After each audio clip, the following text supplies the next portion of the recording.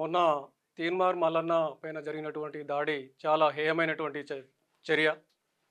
మరి ఒక సమాజంలో జరిగే అన్యాయాన్ని, అక్రమాలను వివరిస్తూ ప్రజలకు చైతన్యాన్ని కలిగిస్తున్నటువంటి ప్రజాబలం కలిగినటువంటి ప్రజాసత్తా కలిగినటువంటి ఒక ప్రజా నాయకుడిని ఈ విధంగా దాడి చేయడము ఒక పాశమికమైనటువంటి చర్య. ఇది చాలా హేయమైనటువంటి విధానము. దీని అందరూ ముక్తకంఠంతో ప్రజలందరూ పార్టీలకు అతీతంగా ఖండించాలి. మరి ఒకప్పుడు బీఆర్ఎస్ పార్టీ అధికారంలో ఉన్నప్పుడు ఆ పార్టీ చేస్తున్నటువంటి అన్యాయాలను, అక్రమాలను వివరిస్తూ మరి పార్టీ అధికారం కోల్పోవడానికి కారణమైనటువంటి నాయకుడు తీన్మార్ మల్లన్న.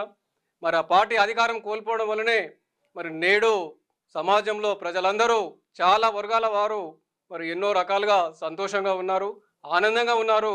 తీన్మార్ మల్లన్న వల్ల తమ హక్కులను తెలుసుకొని మరి ప్రభుత్వం చేస్తున్నటువంటి గత బీఆర్ఎస్ ప్రభుత్వం చేస్తున్నటువంటి అన్యాయాలను, మరి సమాజంలో ఏ రకంగా జరిగినటువంటి అన్యాయాలను కూడా తీన్మార్ మల్లన్న ద్వారా తెలుసుకొని ప్రతి పౌరుడు చైతన్యమై ప్రశ్నిస్తున్నందుకు మరి బీఆర్ఎస్ గూండాలు, రౌడీ ముఖాలు తీన్మార్ మల్లన్న పైన ఈ విధంగా దాడి చేయడం ఖండిస్తున్నాం.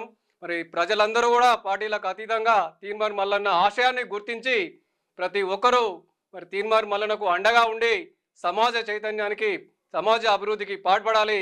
తీన్మార్ మల్లన్నకు ప్రతి ఒక్కరూ సహాయ సహకారాలు అందిస్తూ తమ ఎంచుకున్నటువంటి ఆశయంలో తమ అడుగుజాడల్లో నడిచి సమాజానికి సేవ చేయాలని కోరుతున్నాము.